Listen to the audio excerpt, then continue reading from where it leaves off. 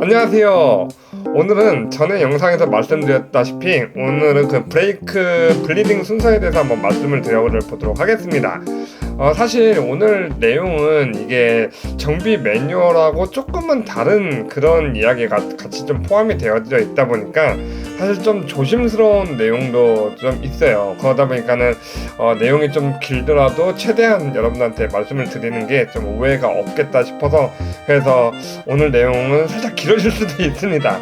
하여튼 오늘도 한번 시작해 보도록 하겠습니다. 일단 마음 급하신 분들은 이제 그래서 어떻게 그 작업을 어떻게 하라고 어떤 순서대로 하라고 그런 질문하실 수도 있어서 먼저 말씀을 드릴 수 있는 건 사실 그래요.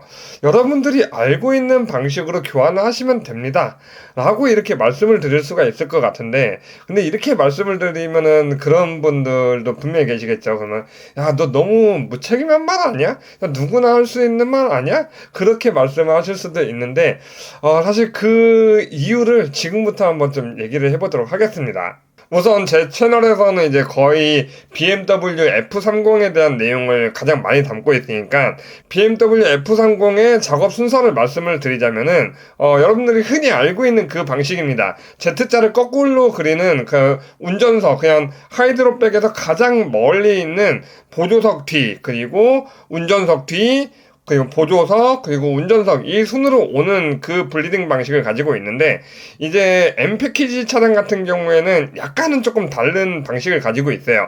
똑같이 Z자를 그리는 건 똑같이 맞는데, 이제 전륜에 있는 캘리퍼가 이제 4P를 사용하는 그 M 패키지 차들이 있죠. 그 차들 같은 경우에는 그 캘리퍼에 보면 닛불이 두 개가 있어요. 그래서 이 차 안쪽으로 들어와져 있는 닛불은 이너 닛불이라고 그러고, 차 바깥쪽, 그냥 휠이 장착되어 있는 상태에서 그냥 눈으로 보이는 그 바깥쪽에 있는 닛불은 이제 아우터 닛불이라고 그러는데, 그 작업 순서가 아우터가 먼저, 그리고 이너가 그 다음입니다. 그러니까 Z자를 그릴 때 뒤에 보조석에가 이제 1번, 그리고 운전석 뒤에가 2번, 3번이 보조석은 보조석인데 보조석에서 아우터가 3번이고 이너가 4번이에요. 그리고 운전석으로 가서 아우터가 5번, 이너가 6번으로 해서 그렇게 끝나는 그런 형태로 작업을 하시면은 그 M 패키지 차량은 그런 식으로 하시면은 맞는 작업 순서가 될 것 같습니다.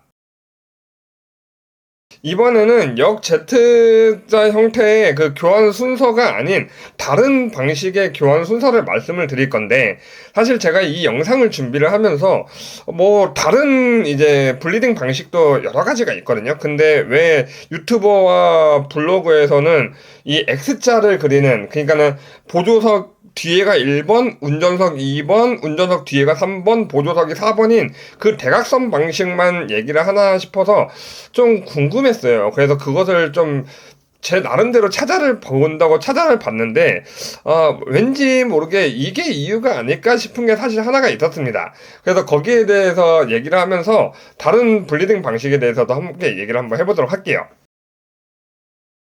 제가 생각했었던 그 이유는 사실 구글에서 제가 좀 찾아볼 수가 있었습니다. 그래서 구글로 한번 들어를 가보면 이 구글 창에 브레이크액 작업 순서라고 치고 들어가 보면 이런 내용이 있죠. 근데 여기에서 이미지로 들어가서 보면은 여러 가지 내용이 있는데, 여기 이제 혼다 작업 순서도 나와져 있긴 하지만 여기 보면 현대 모비스에서 부품 인증제 취급 설명서가 있어요. 그래서 이걸 눌러서 보면은 이런 식으로 여러분들이 흔히 알고 있는 그 대각선의 이제 교환 작업 방식이 나와져 있습니다. 그래서 요 안쪽으로 더 들어가 보면 이런 식으로 부품 인증제 취급 설명서에서 브레이크 호스에 내려가 보면은 여기 여기 있는 이 토크 값은 이 닛불 토크 값이 아니고요.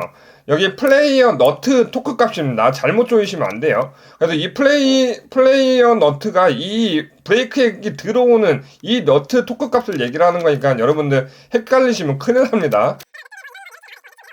여기에 보면은 이런 식으로 딱 나와져 있어요. 근데 이 내용을 잘 보면은 사실 어떤 차종이다 라고 하는 것이 어떻게 기술이 되어져 있는 게 사실 없습니다.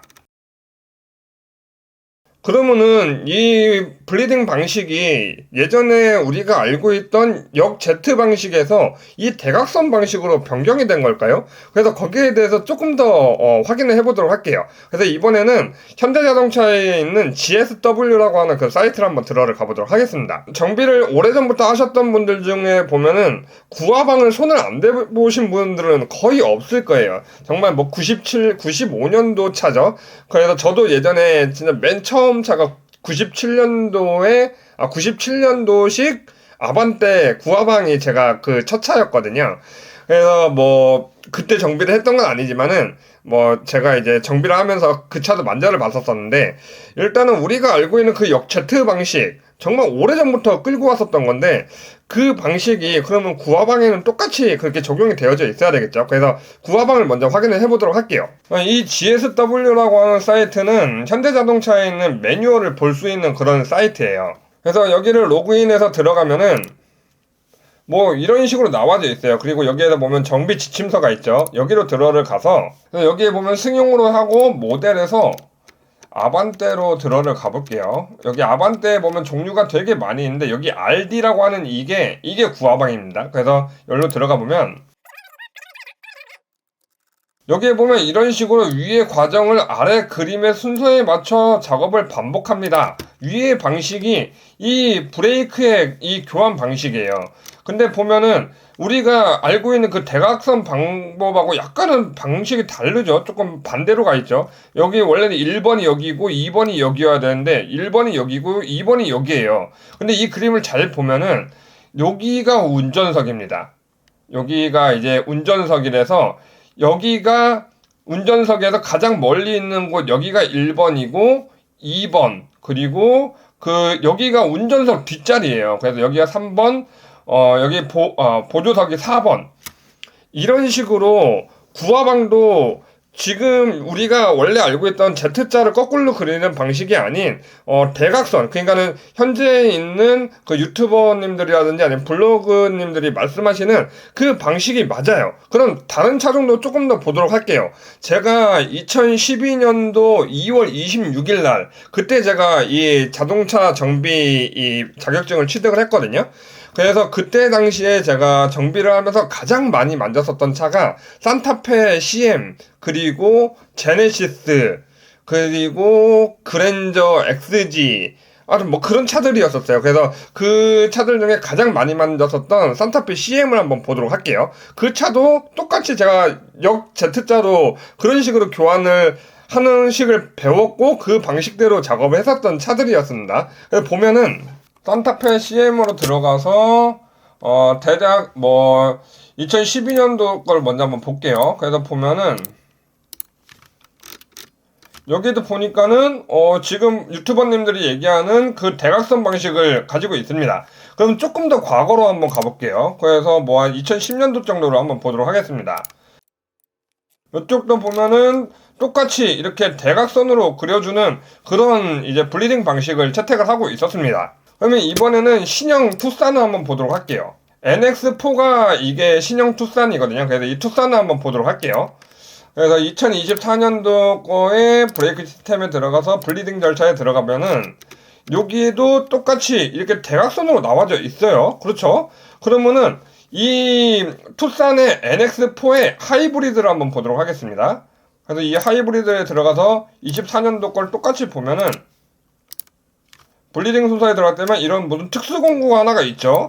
이 특수공구를 사용을 하는 차인데 쭉 내려가서 보니까 여기 작업 순서에 앞에 오른쪽, 앞에 왼쪽, 뒤에 왼쪽, 뒤에 오른쪽, 이런 식으로 시계 반대 방향으로 보조석에서부터 시작을 해서 시계 반대 방향으로 돌아가는 그런 형식의 블리딩 방식을 채택을 하고 있더라고요.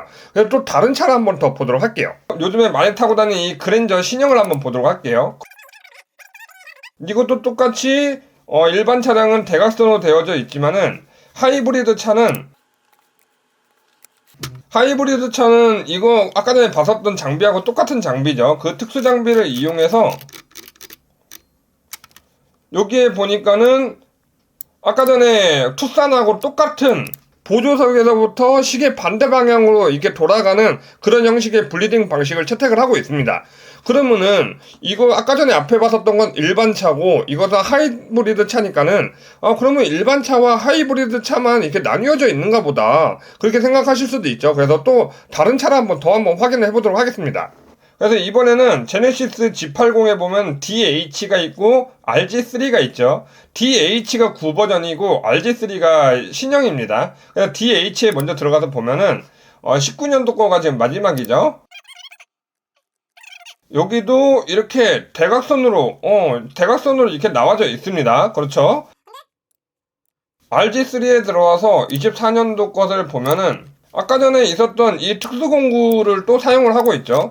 그래서 이 특수공구를 사용해서 쭉 내려를 가보니까는 여기서 또 보조석에서 시계 반대 방향으로 이렇게 작업을 해주는 이 작업 방식을 채택을 하고 있습니다. 이 G80 같은 경우에는 하이브리드 차가 없는데도 이런 식으로 뭔가 시계 반대 방향으로 돌리는 그냥 아까 전에 하이브리드 차에서만 있었던 그 형태를 G80에서도 가지고 있으니까 그러면은 아까 전에 보여드렸던 그 특수 공구 때문에 그것을 장착한 차들은 전부 다 이렇게 시계 반대 방향 쪽으로 돌아를 가는 건가 해서 또 다른 차를 한번 찾아를 봤어요. 이번에는 아이오닉을 한번 들어가서 보겠습니다. 2021년형을 들어가서 보면은 브레이크 시스템에 블리딩 절차에 들어가니까 똑같은 장비가 있습니다. 그래서 이렇게 쭉 내려와서 보니까 여기에 보니까는 맞아요. 똑같이 시계 반대 방향으로 돌리는 형태를 가지고 띄고 있습니다. 근데 이건 21년도 걸 봤으니까 이번 20년도 거를 한번 볼게요. 브레이크 시스템에 들어가서 블리딩 절차에 들어가서 확인해 보니까 똑같은 특수공구를 사용하고 있습니다. 여기 보니까 뒤우측, 뒤좌측, 그리고 앞우측, 앞좌측 이런 식으로 공기 빼기의 그 브레이크의 작업을 이 순서대로 해주라고 나와져 있습니다. 똑같은 하이브리드고 그리고 이 아까 전에 그 특수 장비를 사용하고 그러는 차인데도 원래 우리가 기존에 알고 있었던 역 Z 방식의 그 형태를 가지고 있습니다. 사실 현대 GSW에서 찾은 블리딩 방식은 총 5가지 방식을 찾았어요. 요즘 아반떼도 많이 타고 다니시죠? 그래서 아반떼 같은 경우에도 이게 블리딩 절차를 이렇게 찾아서 보면은 이것 같은 경우에도 블리딩 방식이 사실 다릅니다. 그냥 대각선은 대각선인데 이건 여기가 1번이 아니고 여기가 1번이죠. 그래서 1번, 2번, 3번, 4번으로 이런 식으로 되어져 있고 아반떼 M 같은 경우도 사실 이와 같은 방식을 가지고 있어요. 이런 식으로 대각선은 대각선인데 보조석에서 시작하는 대각선 방식을 가지고 있죠. 이것만큼이나 많이 타고 다니시는 게 G70을 또 많이 타고 다니시죠. 얘 또한 이런 식으로 보조석에서 시작하는 이런 대각선의 블리딩 방식을 채택을 하고 있습니다. 그리고 수압차의 스타리아 같은 경우도 보면은 24년도 거 한번 볼게요. 여기 같은 경우는 이제 흔히 알고 있는 이 대각선, 그러니까 뒷바퀴에서 시작하는 이 대각선 방식을 가지고 있는데 여기에서 또 이제 스타리아 하이브리드의 25년형을 보면은 여기는 뒤에 오른쪽에서부터 시작해서 뒤에 왼쪽, 앞에 왼쪽, 뒤에 앞에 오른쪽 이런 식으로 아래에서 시계 방향으로 돌아가는 이런 형태를 또 가지고도 있습니다. 근데 아까 전에 얘기했듯이 수입차 중에 이제 혼다 차량 같은 경우에는 운전석에서 시작해가지고 시계 방향으로 돌아가는 형태를 가지고 있죠. 그리고 쉐보레 캐딜락 같은 경우에는 보조석 뒤에서부터 시작하는 그 대각선 방식을 가지고 있습니다. 그리고 조금 번외로 테슬라 같은 경우는 또 이제 운전석에서 시작하는 그 대각선 방식을 가지고 있어요. 그러니까 이런 식으로 이 블리딩 방식은 뭐 이 대각선으로 하는 게 맞다 아니면은 그 뒤에서부터 역으로 Z자를 그리는 방식이 맞다라고 뭔가 하나를 딱 잡아서 얘기를 할 수 있는 그런 방식은 사실 없습니다. 사실 이 역 Z자로 이게 블리딩 방식을 하는 이유는 사실 명확한 이유가 있어요. 앞에 영상에서 말씀을 드렸듯이 브레이크 타입이 두 종류라고 말씀을 드렸죠. 그러니까 공합 타입이 있고 유압 타입이 있는데 공합 타입 같은 경우에는 사실 에어 챔버 타입으로 계속 가고도 있기 때문에 그거는 뭐 또 갈라질 게 없지만은 유압 타입은 현재로서는 일단은 두 종류로 갈라집니다. 일단은 엔진에서 만들어지는 그 진공을 이용한 그 하이드로백 타입이 하나가 있고요. 또 한 가지 타입은 엔진 부하 때문에 엔진에서 만들어지는 그 진공을 사용하지를 않고, 그 진공을 사용하지 않으니까 이제 하이드로백을 삭제를 한 거죠. 그리고 이제 모터를 이용해서 하이드로백을 대신할 수 있는 그것을 만든 게 이 부스터라고도 하고, 이제 현대에서는 IEB라고 하는 그 진공을 만들어주는 모터가 또 별도로 따로 있어요. 그러니까 그거 같은 경우에는 이제 하이브리드 차 아니면은 전기 자동차 쪽에 이제 들어를 가고, 그렇지 않고 이제 내연기관을 가지고 있는 엔진 차들 중에서는 이제 좀 고급 차종에 좀 많이 들어가져 있어요.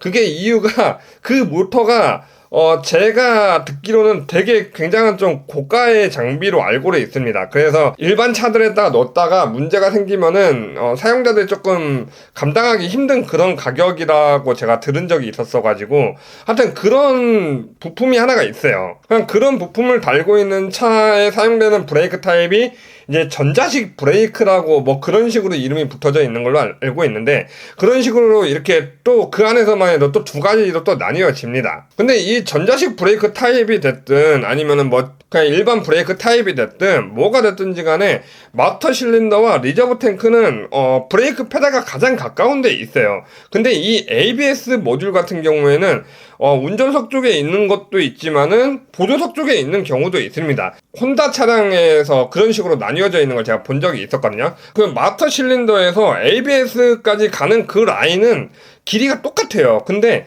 이 ABS에서 차축으로 나가는 그 브레이크의 라인이 길이가 다 다릅니다. 4개의 길이가 다 다른데, 근데 예전에 이제 Z자로 그려서 작업을 했었던 이유는 지금도 그 방식으로 작업을 다 하고 있는 걸로 저는 알고는 있습니다. 그렇게 작업을 하는 이유가 브레이크의 라인이 가장 긴 쪽이 어떻게 됐든 폐유가 됐든 공기방울이 됐든 뭐가 됐든 그 안에가 가장 많이 들어가져 있겠죠. 그렇기 때문에 그쪽을 먼저 작업을 하고 조금씩 짧아지는 거리로 이렇게 들어를 오면은 작업의 효율성도 높아지고, 그리고 그만큼 이제 리저브 탱크에 있는 것을 먼저 싹 다 빼놓은 상태였으니까, 제가 저번 영상에서 이제 작업하는 그 영상을 보여줬을 때 그때 그 안에 있는 걸 다 빼고서 작업을 하다 보니까는 당연히 이제 긴 쪽을 쫙 다 뽑아내버리고 나면은 이제 나머지 세 군데에서는 뽑아야 될 양이 그렇게 많이 없잖아요. 그래서 그런 식으로 작업을 하면은 여러분들 뭐 차에 뭐 에어가 많이 차거나 아니면은 뭐 폐유가 남거나 그런 경우가 거의 없어요. 거의 없는 게 아니고 그렇게 해서 뭐 어떤 문제가 되는 차를 솔직히 본 적이 없습니다. 근데 이런 방식이 포피 브레이크 캘리퍼에도 적용이 되는 거예요. 이 이너 쪽으로 해가지고 브레이크액이 주입이 되는 라인이 그쪽으로 들어오죠. 포피 캘리퍼 같은 경우에는 이 립불 아래쪽으로 해가지고 그 아우터 쪽으로 이제 또 브레이크액이 더 진입이 됩니다. 그러면은 이 아우터 쪽에 남아져 있는 이 브레이크 액도 똑같이 우리가 브레이크를 밟았었을 때 양쪽으로 이렇게 브레이크를 딱 잡아를 주는 건데, 근데 이 브레이크 액은 막 이렇게 유동을 하지를 않아요. 그냥 뭐 엔진 오일처럼 왔다 갔다 하거나 뭐 부동액처럼 이렇게 많이 움직이거나 그런 케미칼류가 아니다 보니까는 아우터 쪽에 있는 게 사실 그 브레이크 액의 변형도 좀 많이 오고, 그리고 뭐 폐유라든지 뭐 공기주머니라든지 그런 게 가장 많이 차면 그쪽에 가장 많이 차요. 그러다 보니까 아우터 쪽을 먼저 제거를 해주고 난 다음에 이너 쪽을 제거를 해주면은 아우터 쪽에서 이미 계속 밀려 들어오는 그 압으로 인해서 이너 쪽에 남아있는 폐유라든지 공기주머니가 거의 없어요. 그래서 예전에는 그 아우터에서만 뽑아내면 된다, 이너까지는 작업을 안 해도 된다 라고 하는 그런 얘기를 들은 적도 있긴 하는데, 근데 저는 어떻게 됐든 구멍이 2개가 있으면 구멍 2개 작업을 하라고 2개를 만들어 놓은 거거든요. 그렇기 때문에 저는 사실 두 구멍을 다 작업을 하는 것을 추천을 드리기는 합니다. 사실 이 말이 가장 조심스럽긴 하는데, 그 유튜버님들이라든지 아니면 블로그님들이 이제 하시는 이 대각선 작업 방식, 사실 그 방식을 고집을 할 필요는 없어요. 그냥 뭐 아까 전에 보여드렸었던 그런 블리딩 방식도 뭐 딱히 고집을 하실 필요는 딱히 없다라고 느끼는 게 왜 그러냐면은, 사실 아까 전에 그 제 F30의 작업 방식이 매뉴얼에 이렇게 역 Z자로 그리는 방식이라고 말씀을 드렸죠. 근데 제가 이번에 브레이크의 교환 작업을 하면서 뭐 카메라를 다 들고 다니면서 이게 그 증거를 남겼으면 더 좋았을 거기는 한데, 사실 옆에 이제 다른 분이 작업을 하고 계셔가지고 그래서 카메라를 들고 다니진 못했는데, 제가 이번에 한번 작업할 때 저도 궁금했어요.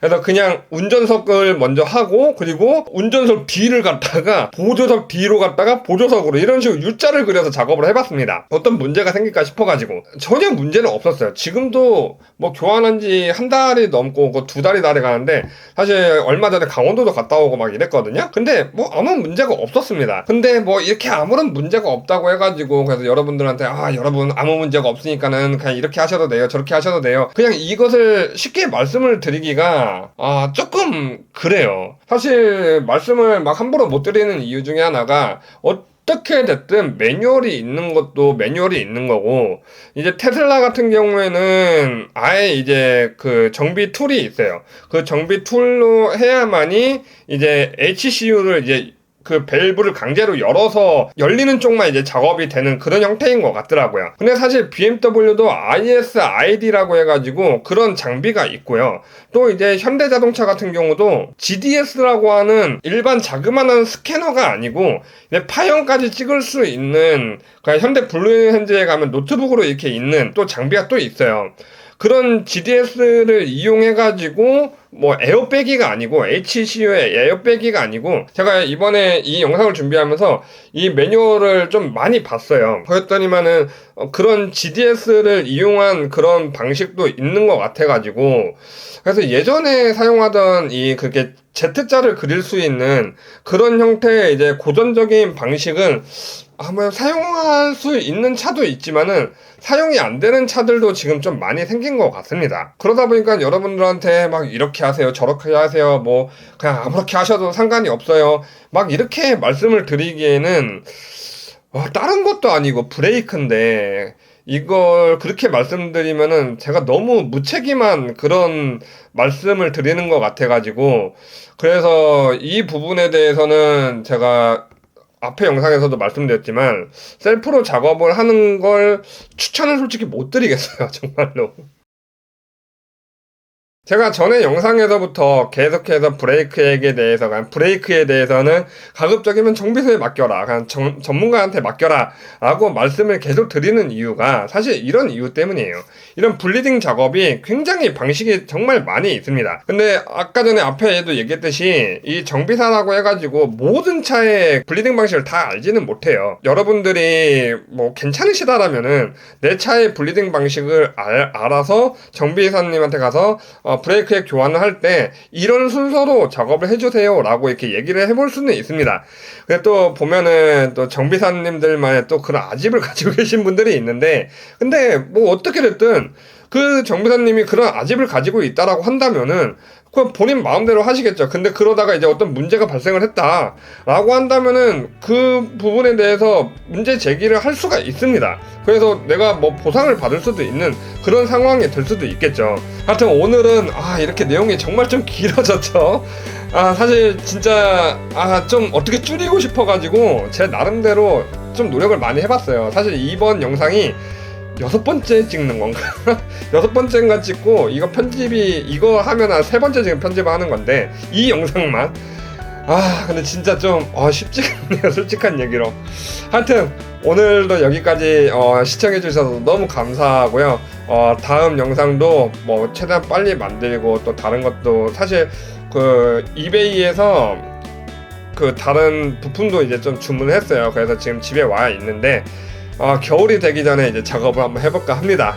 하여튼 또 다른 작업들 이제 또 해가지고 천천히 또 업로드를 해보도록 하겠습니다. 이렇게 긴 영상 봐주셔서 너무 감사하고요. 또 다음 영상에서 다시 인사드리도록 하겠습니다. 감사합니다. 안녕.